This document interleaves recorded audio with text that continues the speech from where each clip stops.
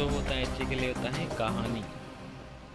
कहानी ऐसे दो गांवों की है जहां की खुशहाली और समृद्धि हमेशा बनी रहती थी। इन गांव का नाम था नदी और रोहड़। यह शहर से सटे दो ऐसे गांव थे जो सबसे ज़्यादा धनी और अमीर थे, लेकिन इन दोनों गांव में कुछ विभिन्नताएं थी। नदी गांव के लोग भगवान को बहुत ज़्यादा मानते थे, लेकिन रोहड़ गांव के लोग ज़्यादातर लोग नास्तिक थे, भगवान को नहीं मानते थे।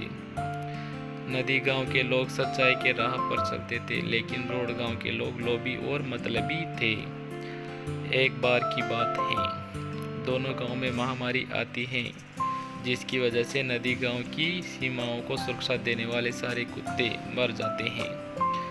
वहीं रोड गांव के कुछ ही अन्य कुत्ते मरते हैं। महामारी फैलते फैलते अन्य जानवरों तक पहुंच जाती है और नदी गांव के सारे जानवर मर जाते हैं। वहीं रोहत गांव में इतना ज़्यादा प्रभाव नहीं पड़ता, जो होता है अच्छे के लिए होता है। कुछ समय बाद नदी गांव में एक नई घटना घटित होती है कि जिस तालाब से नदी गांव को पानी आता था, वो तालाब धीरे धीरे सूखने लग जाता है, जिसकी वजह से अब नदी गांव के लोगों को पानी की बहुत दिक्कत आती है। तालाब सूखने से सारे हरे भरे खेतों में सूखा पड़ने लग जाता है, सारे पेड़ पौधे मुरझाने लग जाते हैं। तब नदी गांव के लोग निर्णय करते हैं कि अब वे जा के रोहड़ गांव के लोगों से मदद मांगे। परंतु रोहड़ गांव के लोग लोभी और लालची होते हैं। उनके पास सब कुछ जो होने के बावजूद भी वह नदी गांव के लोगों को मदद नहीं करते।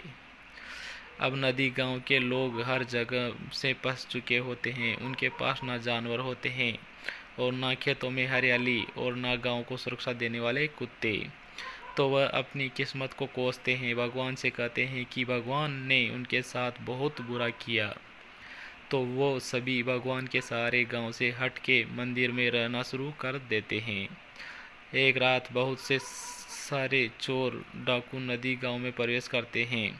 जब वो लुटेरे गांव में प्रवेश कर रहे होते हैं, तो वह देखते हैं कि गांव की सीमा को सुरक्षा की कोई व्यवस्था ही नहीं।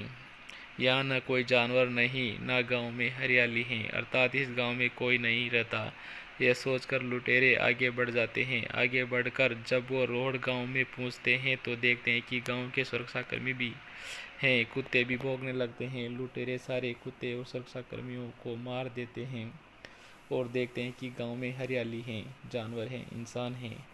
तो सारे लुटेरे गांव में फैल जाते हैं। जब वे सब कुछ लूट लेते हैं, तो सारे गांव को आग लगा देते हैं और सारे लोगों को मार देते हैं और भाग जाते हैं।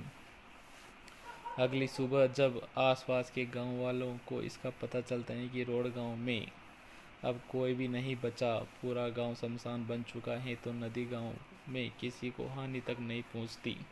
तब नदी गांव के लोगों को समझ आता है कि भगवान ने उनके लिए जो भी दिक्कतें और परेशानियां दी, उनमें उनका ही भला था, अर्थात जो होता है अच्छे के लिए होता है। इस कहानी से हमें यह सीखने को मिलता है कि हमारे जीवन में जो भी अच्छी या बुरी घटनाएं घटित होती हैं, उनके पीछे भगवान ने आपके लिए कुछ बेहतरीन और बड़ा सोचा होता है। बस शर्त है कि आप खुश रहें। तो दोस्तों, आपके लिए कहानी कैसी लगी तो वीडियो की ज़्यादा से ज़्यादा शेयर करें और लाइक करें, कमेंट करें। धन्यवाद दोस्तों। जय हिंद, जय भारत।